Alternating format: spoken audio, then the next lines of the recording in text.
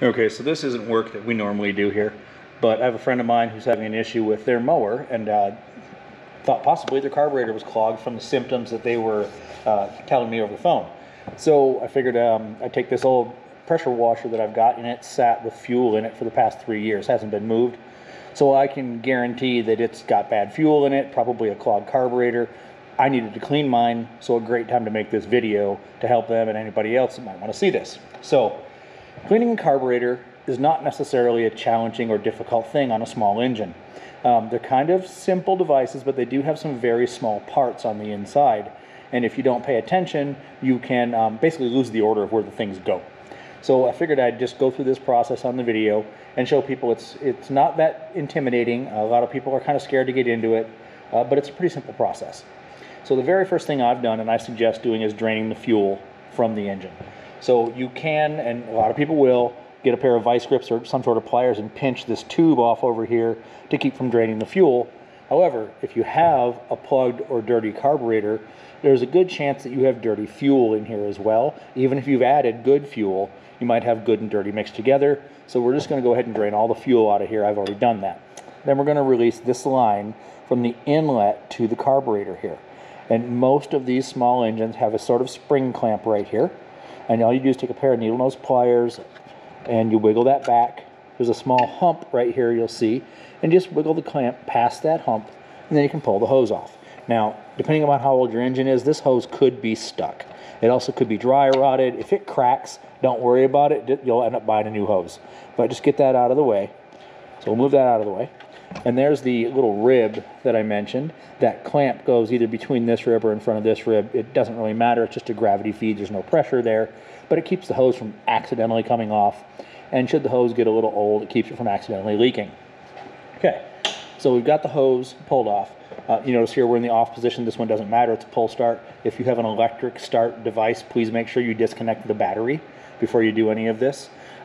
It's not necessarily dangerous per se, but you're all going to be working with gasoline, and the last thing you want is any form of spark or ignition. Okay. All right, so we remove the fuel hose. We're going to go ahead and take the air cleaner cover off, and this will differ from every kind of manufacturer. Put that aside. And what we're going to do is take the air cleaner housing off of the machine here. As soon as I find my wrench.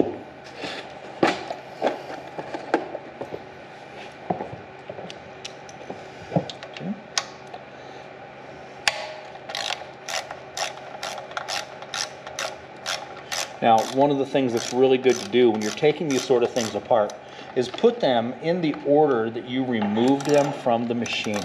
That makes it a lot easier when you're going back to realize, you know, what went where when. So I put these in the relative order. So what I'll end up having on my bench here is I'll have the cover sitting there. I'll have 2 screws sitting below it, and then this plastic piece sitting below that. And it'll just go down in order of disassembly.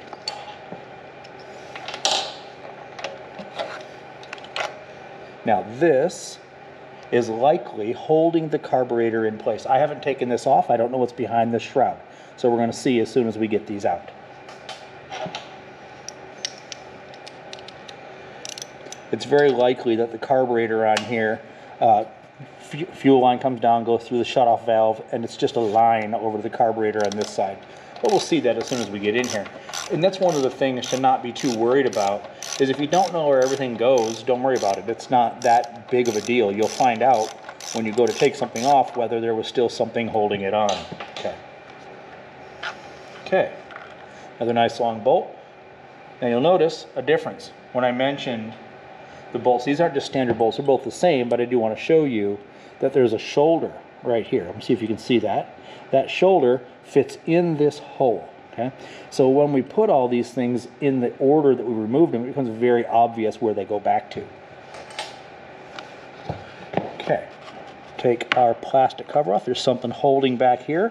You can see that it's all clear behind.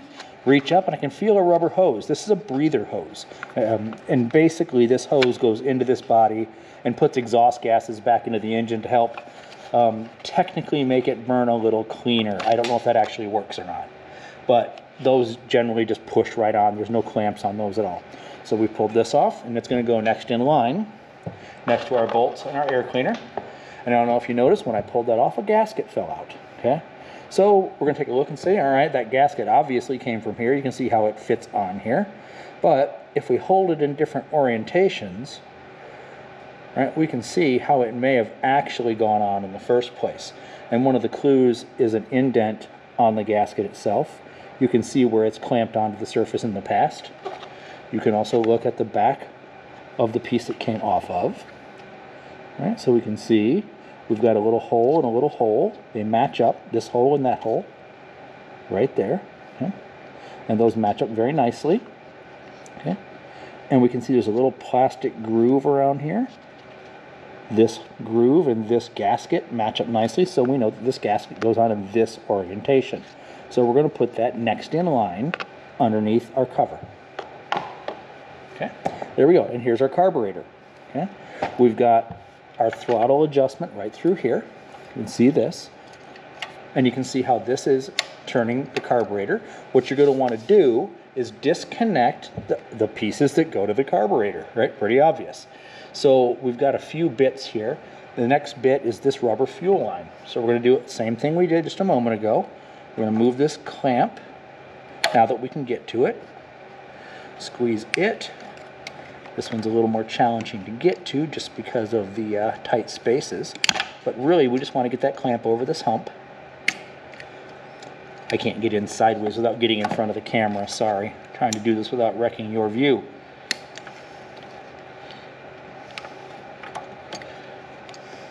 Sorry, I'm going to have to reach here. There we go. And just squeeze our clamp and wiggle it back.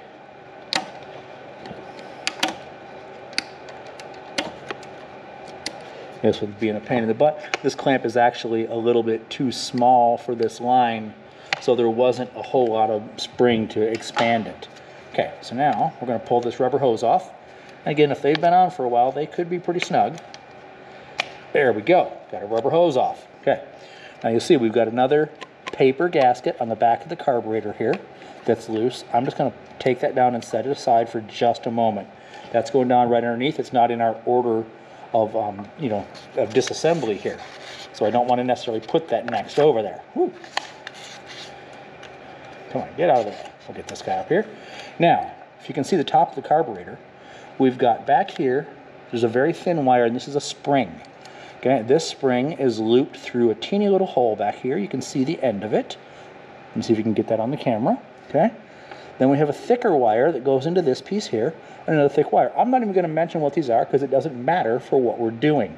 What matters is you make note of where they are and how they connect. This one has an L.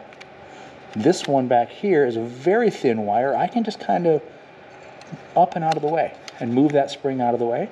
Okay. This one also, I believe, has an L. I can't see the back side. What I'm going to do is I'm just going to rotate this so this follows the wire. And there they go. Now you can see they both had L's in here. So now I've got my carburetor removed and my gasket. So these are going to be next in line. All right, we're done with this piece now. I'm going to just push this aside. Okay, and now I'm going to move over the parts in the order that I just mentioned.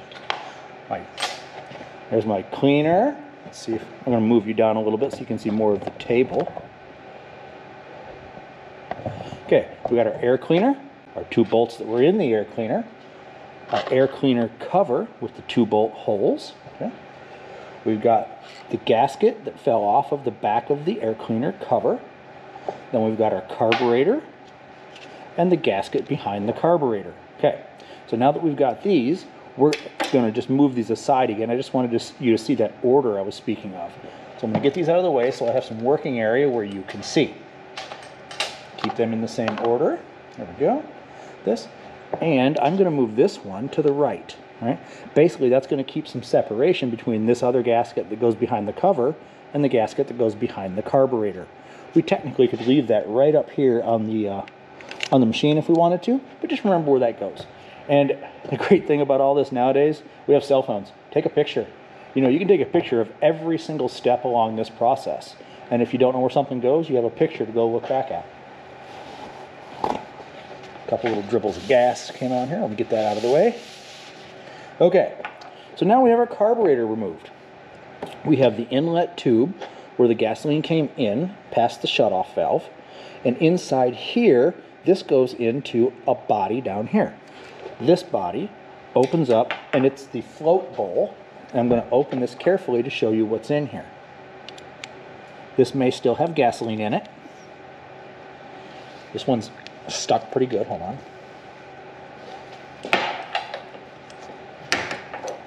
There we go. Just had to put it against the table so I could do it, get a little more torque. Yeah, we've got some gasoline in here. I'm going to get my rag underneath. Okay. And this definitely has bad gasoline. If you haven't seen bad gasoline, it's very yellow. Very yellow. Almost like when you have to use the bathroom for a number one and you're very dehydrated.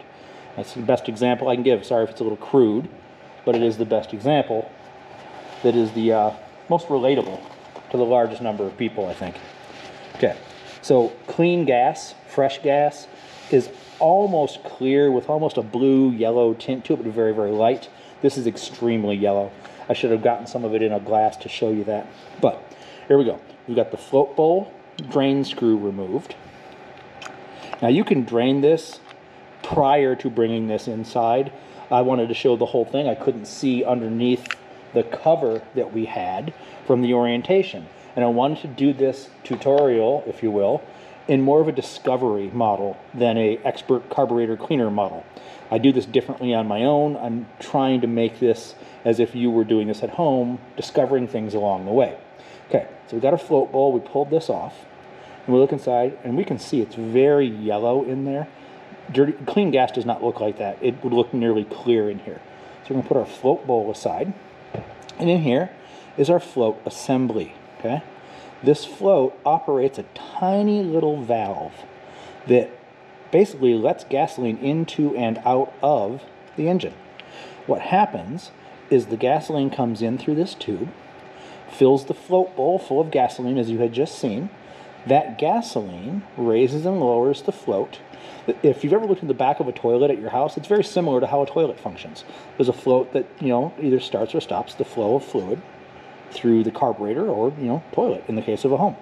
Okay, so that is then, the float, I've sidetracked myself. The float valve opens and closes a little needle through this jet in here, and that jet is what gets plugged up. Sometimes it can be in here, but it's normally in that jet. So what happens is when the engine is running or attempting to start, air is being sucked in through here, and there's a small tube in the middle, straight up from this piece, where the gasoline is sucked up by that air going past. And it's called the Venturi effect, and it's very similar to if you blow across a straw that's in a glass of soda, how soda will shoot out of the straw. So what's happening is the air is going past and being sucked up through here, controlled by the float. So when the bowl is full, the float stops, and it lets it suck up the little bits that's there, and as the bowl drains, this allows more fuel to go in the bowl. And that keeps a constant reservoir of gasoline over here without the fuel tank flooding everything in here. So it shuts it off to keep gasoline from just pouring into the carburetor, lets it be sucked in on its own. Okay, now there's a couple ways to go about this. You could get some carb cleaner and start spraying all these pieces down, but I actually prefer to disassemble this to get at things a little bit better. And in here, there's a jet that's held in, and it's held in, I don't know if you can see that, it's a small standard screwdriver slot in the end of that. So I'm going to grab a screwdriver, and we'll show you what that looks like.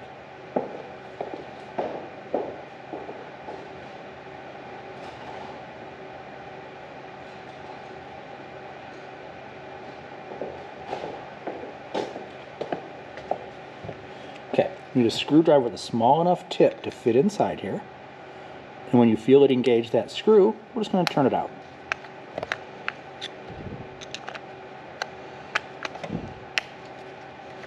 There we go.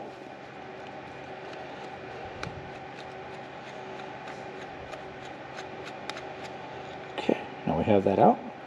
Onto our rag. A little bit more.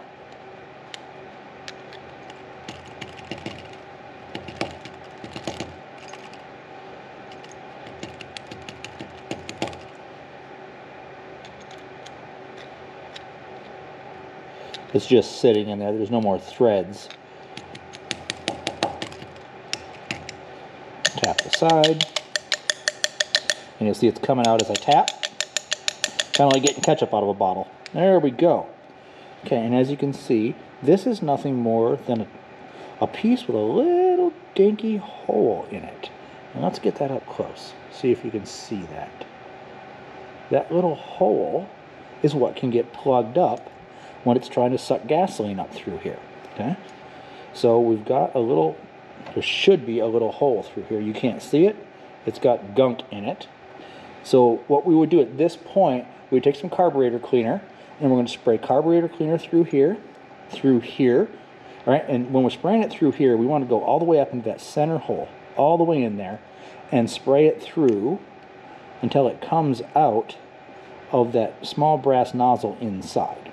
Okay, and what that basically is going to do is clean that. Now let me tap this a little bit more, see if we can get that out. I'm not going to go into a full disassembly. This is just a basic cleaning of a clogged or dirty carburetor. Okay, so hang on. I'm going to go get some cleaner and be right back.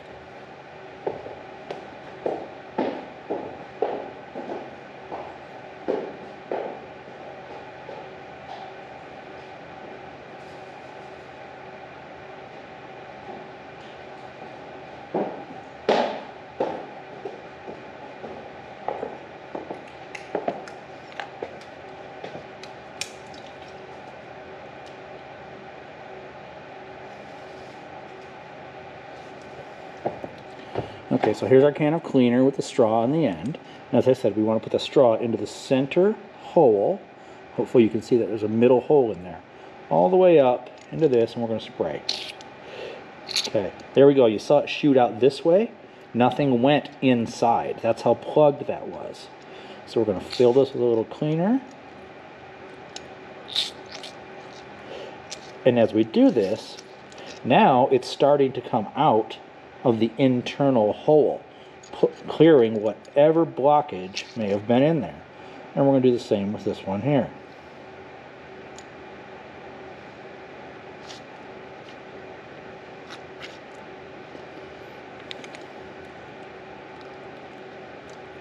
It's hard to do and keep an angle for you guys, sorry.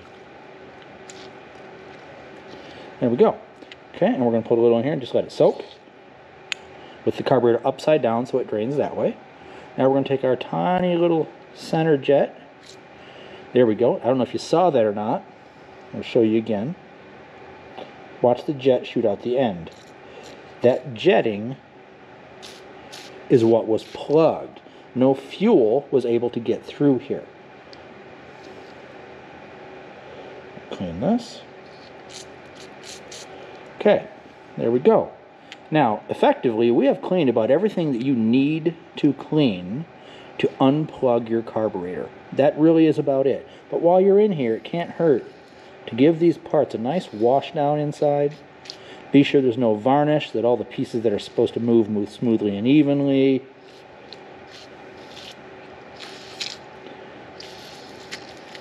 Might as well clean the outside of our carburetor while we're here, just so we don't get gunk and garbage back into the engine. Okay, let's go back through and do our center hole. Because a couple things that we're doing here is the cleaner is going to soak and soften up the gunk and deposits and other things that are in your carburetor. And that's great. You might need that depending on how plugged up it is. But we also want to use the pressure of the cleaner to force through anything that might be a problem. Like this jet is a great example. It basically was just spitting and sputtering when I first put the tube in there. So now we got a nice clean jet, and I still don't think we'll be able to get the hole on camera. Yeah, I don't think that hole will come through, but there's a very tiny hole in the middle. Now, what's interesting is even though I'm getting cleaner through, I want to point this out. All right, that's getting cleaner through. It's still dirty and gunked on this side. Visually, up close, I can see there's some brownish tan gunk. It's not shiny brass like the surrounding area. So we're going to go and just put some more cleaner through and let it set for a little bit. And basically, you just want to keep doing this, and you can see this with the naked eye. It's just really hard to get on camera that gunk is clearing up little by little. So that's really all there is to it. Once this is clean, we've got this clean, and it appears very clean. I'll show you again. We're going to put the hose in the middle. There we go. And the fluid is now coming out the main hole. Let me see if I can get that up into the camera so you can see. You can see the fluid flowing very freely from this center brass section right in here. Oh, and be very careful, wear safety glasses. If this stuff spits back and hits you in the eye, it burns like crazy. Okay, all right. So here we go. We basically have cleaned everything. What I'm going to do now is go through and reassemble now that all of my parts are nice and clean. They're all free of any kind of gunk or buildup. They're flowing freely. So we'll take our little jet back in the bottom of the carburetor here. Okay. And be careful with this. These are soft metals. They're easy to cross thread. If the pieces aren't going in easily, stop and reorient them. You probably have something in crooked. And when you put this in, when it gets to the bottom and gets snug, you're just going to give it a little bit of a turn. That's it. Just enough to snug it up in there. Okay. Now we'll go through and we'll spray a little more cleaner through the jet and the entire assembly. Let me get this where hopefully you can see it.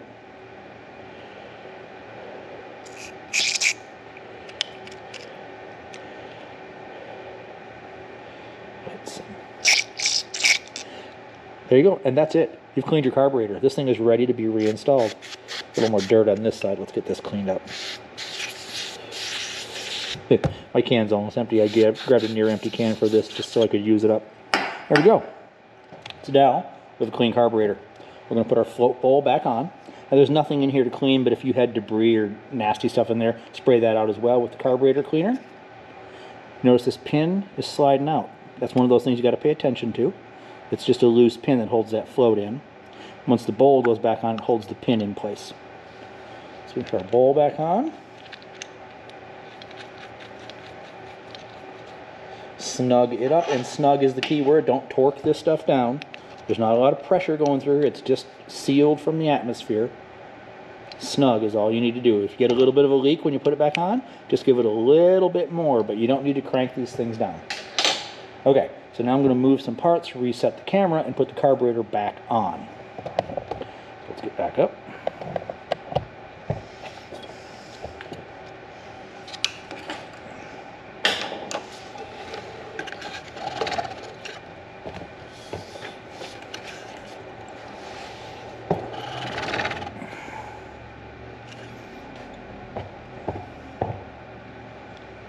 Okay, here we go.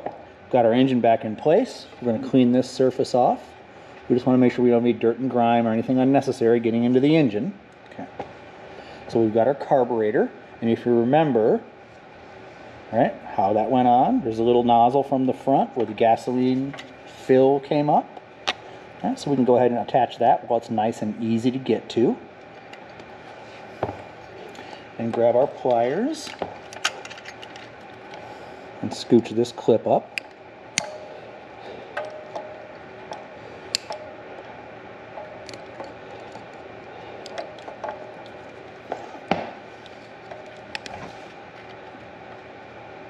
There we go. We got that clip right in place. Okay, now for our angled wires. Oh, this one I guess we need to do the other way around. A lot of times I like to do this hose because it gives me a support. But this hose is a little short. So let's take it apart here. We're going to tip this just like we did before. Put this one in this hole. Okay. This one in this hole. Tip. There we go. Put our hose back on.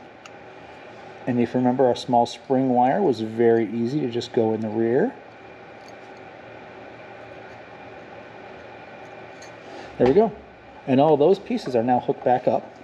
We had a gasket behind this one. Okay. So the screws that held everything together were basically this gasket behind the cover, okay? And the screws went through, one on the right, one on the left, and yes, I did keep the right screw oriented to the right in my order of separation, and my left screw to the left. You will find instances where these might be a different length, so it's good to know that whether they came from the right or the left. Okay. So now we've got our screws in, got our gasket on with that hole we mentioned earlier oriented in the right place. We're going to go and thread these screws through these holes in the carburetor body.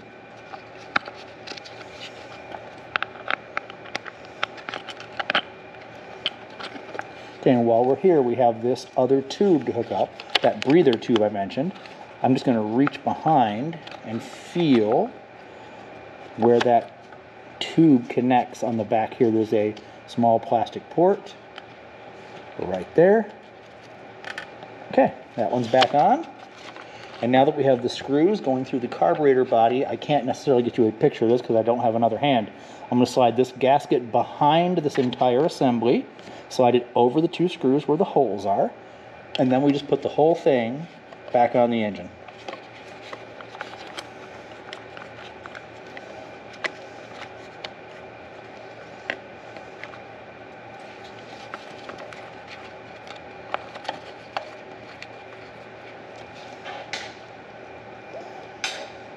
Sometimes having a third hand would help. There we go.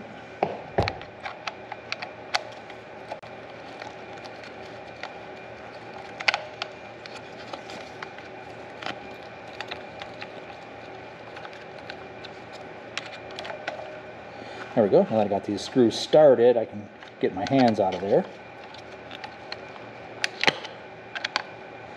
And a wrench. And again, remember, snug, not cranked down. Once it stops like that, you just give it a little bit of a push. That's it. That's all it takes.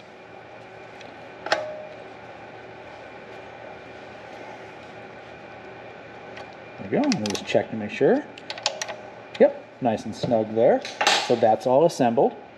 We're going to go ahead and reconnect our fuel line on this side that we pulled off first. So we're going to reconnect the fuel line. Bring our clip back over.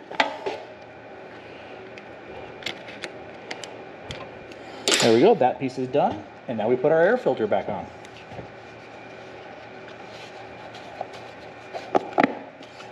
That's it. Fuel it up, go start. It might be a little hard to start the first few times. I would suggest also checking your spark plug, making sure that your spark plug is clean and properly adjusted. Check your owner's manual for that. Not even going to go into that because it could be any number of locations, different ways to set them for your machine. So this is just about cleaning the carburetor.